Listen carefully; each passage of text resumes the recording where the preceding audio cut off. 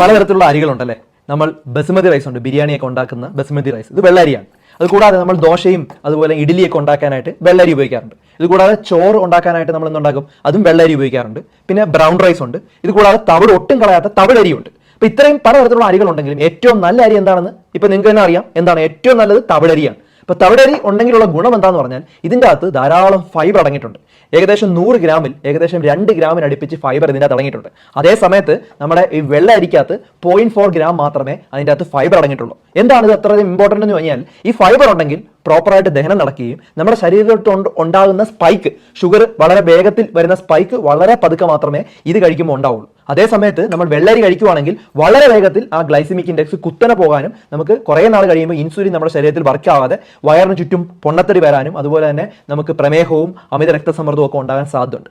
അപ്പോൾ ലിമിറ്റ് ചെയ്യുക എന്നുള്ളതാണ് ഏറ്റവും ഇമ്പോർട്ടൻറ്റ്.